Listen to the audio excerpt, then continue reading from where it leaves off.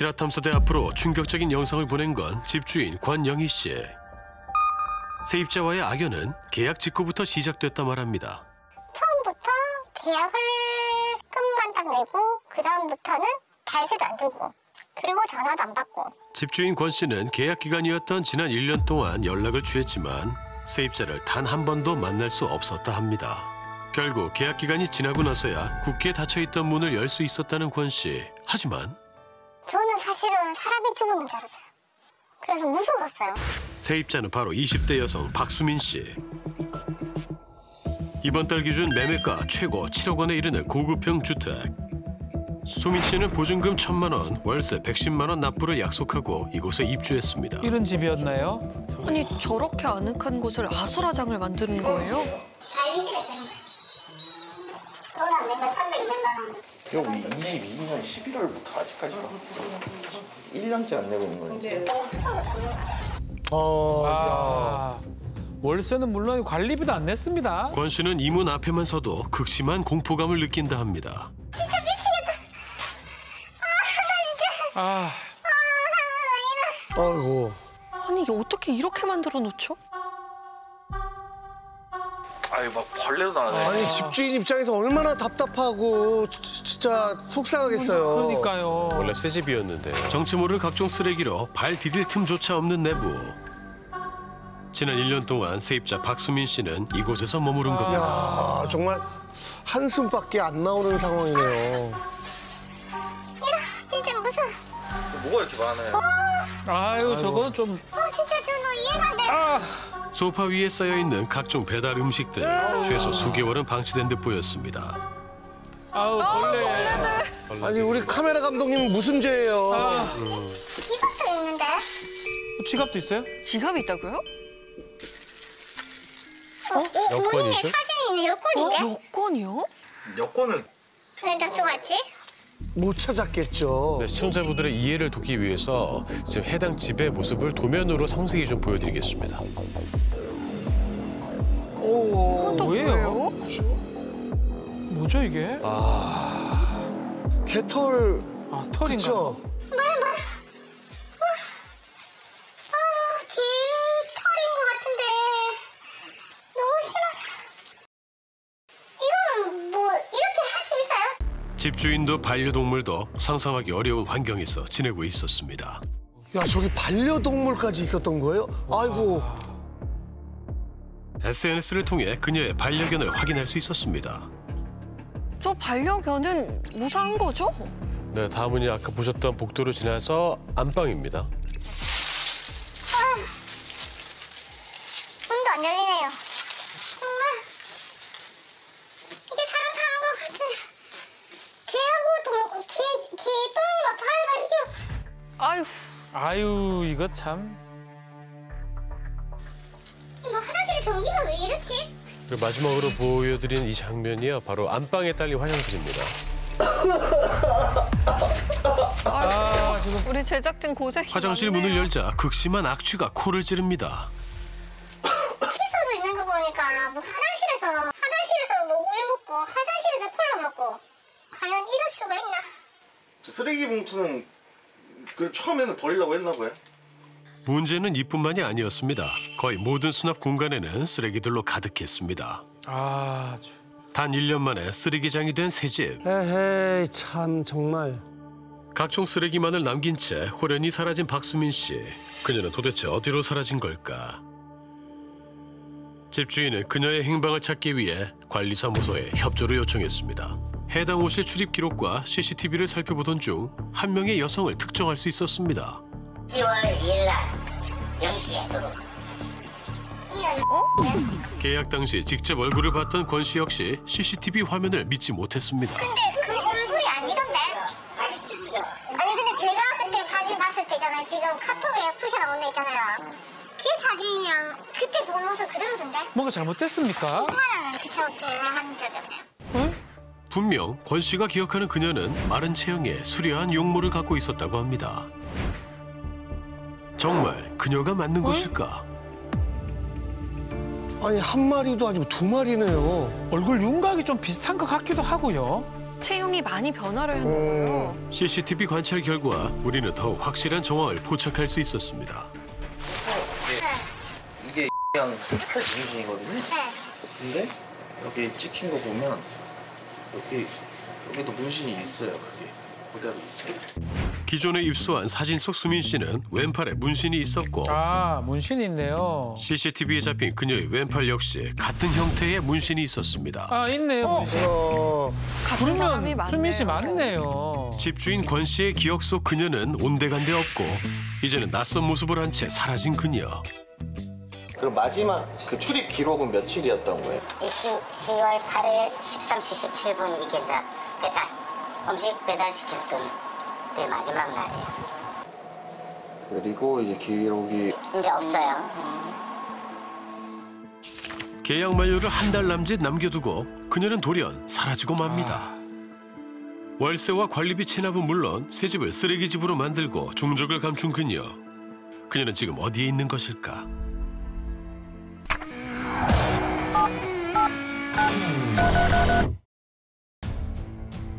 (11개월을) 거주한 세입자. 이웃들은 혹시 수민 씨의 행방을 알지 않을까?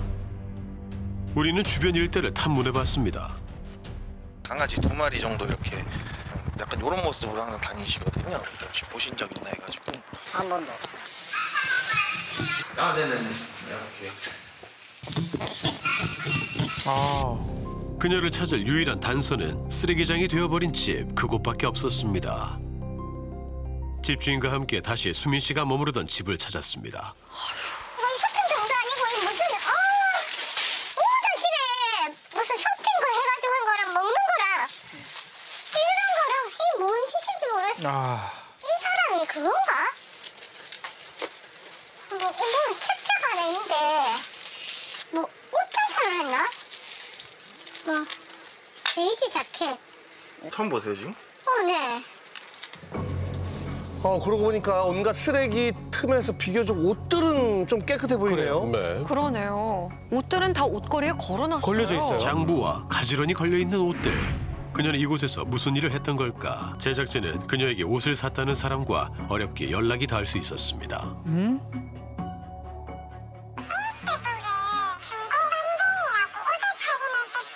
중고 방송이요?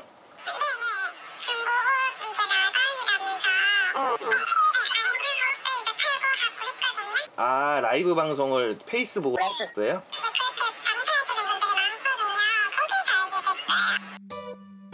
살고 있던 집에서 SNS를 통해 중고옷 판매 라이브 방송을 진행했다는 수민 씨.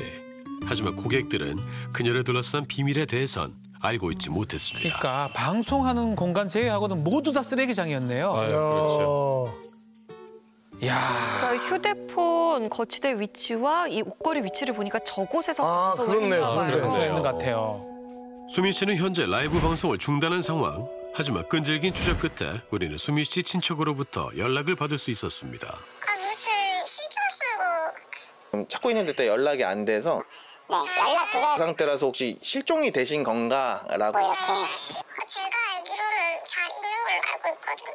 아, 사촌 동생인데. 혹시랑 그럼 좀 최근에 좀 만나시고 하시는 거예요? 얼마 전에도 연락했어요. 제가 그럼 한번 알아볼게요. 하지만 그녀는 지인을 통해서 아무 일 없고 잘 살고 있다는 문자만 전해왔을 뿐 또다시 종적을 감췄습니다.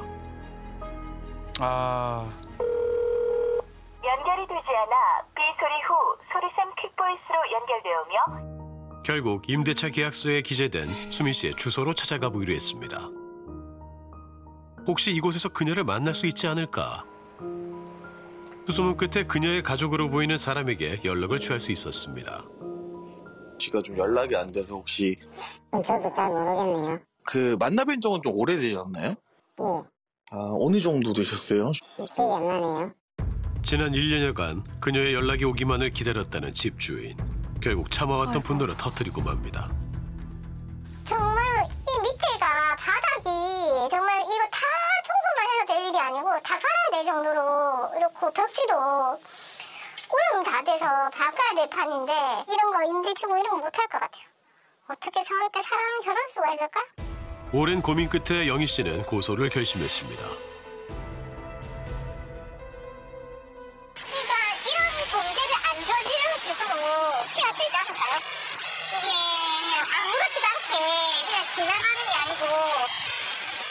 자기가 잘못한 거를 인정할 수 있도록 가르쳐줘야 되지 않을까요?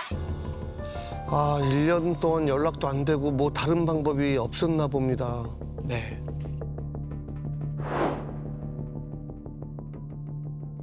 그런데 고소장 접수 후 며칠 뒤 갑작스레 수민 씨로부터 직접 연락이 왔습니다. 전화 왔네요. 여보세요? 예, 여보세요? 아니 살아있는 거 네네. 확인했으면 되는 거 아니에요? 집이 이제 계약 기간이 끝났는데 뭐 아직 연락이 안 되고 아니 그게 그쪽에서 왜 궁금하세요? 머리 아프네요. 그래서 좀 어떻게 생각을 하시는지가. 근데 똑같은 일 그만해줬으면 좋겠어요. 혹시 그 집주인분에겐 조금 미안하신 마음은 없으세요, 혹시? 있어요. 그러면은 그 간에는 왜 연락을 안 하셨던 거예요? 아니 저 너무를 모른다니까요. 네? 저 너무를 모른다니까요. 그러면 그 사이에 임대인은 아무것도 모르고 아니 제가 계약 기간을 몰랐어요. 몇 달이고 월세가 기간을 밀려? 모른다고요? 집주인이세요? 그거는 그쪽 사정이고요. 아 혹시 이것도 신고해도 되는 거예요? 어떤 신고를 하시겠다는 거예요? 저 취재하는 거예요. 아 저는 그쪽 그 사람들이랑 할 말 없을 것 같아요. 한눈에 봐도 깔끔했고 쾌적한 환경이었던 권영희 씨가 세를 줬던지 하지만 박 씨가 머물렀던 1년 사이 집은 심각히 훼손되고 말았습니다. 이 상태가 지속될수록 가장 피해를 보는 것은 집주인 권영희 씨입니다. 하는 짓이 너무 괘씸하고 과연 이걸 어떻게 해결해야 될지 막막한 것 같아요.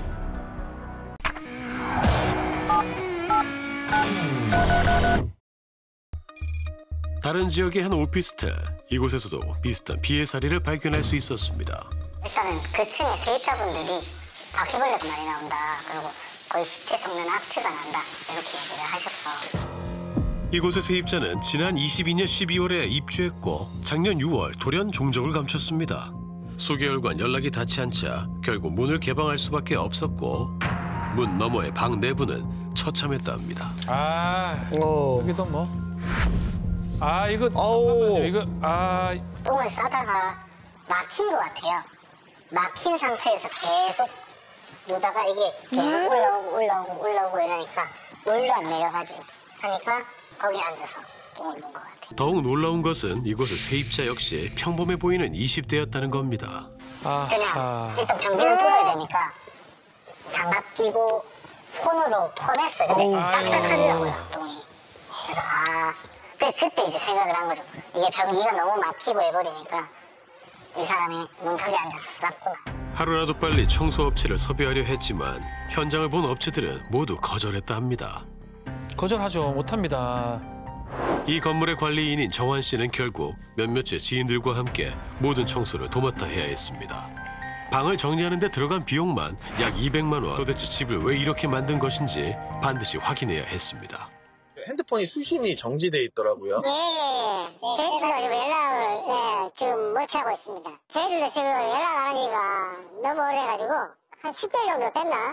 지금 진짜 집을 나가서 지금 연락이 안 되고 있으니까 이제 그게 문제죠. 답답해 죽겠습니다. 정서적으로 지금 좀 불안하신 상태인가? 네, 그런 게 좀 있습니다. 예전부터 먹는 거 방에서 먹고 좀 감춰놓는다든지 뭐 이런 거. 집을 해놨던 그런 사진이나 이런 거 보신 적 없으시죠? 사진을 보내온 게 있었습니다. 집에서. 그 정도로 이렇게 좀 심한 상태였어요? 아니면? 아니요, 그렇지 않았죠. 이러한 사례는 생각보다 우리 주변에 많았습니다. 특수 청소 전문 업체를 만나 실상에 대해 자세한 이야기를 들을 수 있었습니다. 20대 연령이 가장 많습니다. 실제로 저희가 통계를 내봤거든요. 20대 연령층이 가장 많아요. 정말 외형적으로 봤을 때 이분이 쓰레기집이 살 거다라고 생각하는 분들이 거의 없을 겁니다. 그냥 일반인이랑 똑같아요. 심지어 냄새도 안 나게끔 향수를 굉장히 많이 뿌려요. 실화탐사대가 취재한 두 사례 역시 20대, 그중 현재 남아있는 쓰레기집은 수민 씨가 살던 곳. 청소 전문가와 함께 쓰레기집 영상을 분석해봤습니다. 전문가는 수민 씨가 버려둔 쓰레기들에서 흥미로운 지점을 발견했다고 합니다. 그러니까 이게 이런 거는 이제 냄새가 나는 음식물들을 이제 냄새 나니까 절로 버려놓은 것 같아요. 그들만의 구역이 있습니다. 옷은 이쪽, 뭐 액체 컵이나 음료수는 이쪽, 배달 용기는 저쪽, 뭐 박스는 저쪽. 한번 쓰레기로 망가진 집을 복구하는 데 드는 비용은 최소 수백만 원대, 시간은 최소 일주일이 걸린다는 겁니다. 인터뷰 중 이렇게 실시간으로 특수 청소 문의가 들어오는 것을 확인할 수 있었고 그 문의 건수는 하루 평균 10건에 달한다 합니다. 이건 역대급이다. 내가 봤던 것 중에 제일 많다. 야, 담배, 아유. 업체가 만난 사례자들 역시 대부분 20대. 이들 중 일부는 반복적으로 쓰레기를 쌓아놓고 또다시 치워달라고 요구하는 사례도 있다고 합니다. 본인이 직접 요청하는 거예요? 이들은 어떤 마음으로 계속해서 쓰레기를 쌓아두는 걸까?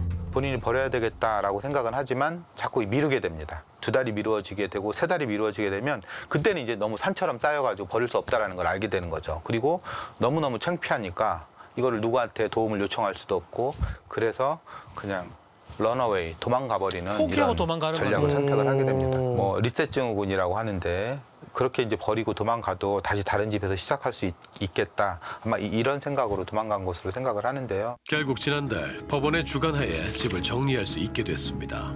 하지만 이 모든 비용마저도 당장은 집주인이 감당해야 합니다. 그러니까 갑자기 큰 돈이 나가야 하잖아요. 그렇죠. 그 돈을 또 언제 돌려받을 수 있을지도 모르고요. 관련은 비용을 조금이라도 줄이고자 본인이 직접 청소에 나섰습니다. 700만 원 처음 나오는 거예요. 너무 부담스러우니까 제가 쓰레기 봉투 사가지고 저는 쓰레기라도 버리려고 왔어요. 하지만 세입자의 물건을 함부로 버릴 수도 없어 앞으로 최소 2달간 물품 보관 비용도 추가로 발생할 예정입니다. 방치된 쓰레기를 모두 걷어냈지만 원래대로 새 집처럼 돌아갈 수는 없었습니다. 집주인 심정이 어떨지 뭐 가늠도 못 하겠어요. 폭탄 같은 세입자를 만난 집주인, 이들을 보호할 제도는 없는 걸까? 이 임대인의 손해가 임차인의 그 잘못으로 이루어진 거기 때문에 임차인에 대해서 손해배상해라. 청소 비용도 내놓고 이런 걸 다 내놔라. 이거 건물이 이렇게 가치가 떨어진 거에 대해서도 돈을 내놔라라고 손해배상 소송을 할 수는 있겠습니다. 여러 가지 임차인을 보호하는 법적인 어떤 제도들은 많은데 생각보다 임대인을 보호하는 제도들은 좀 부족한 것도 사실인 것 같아요.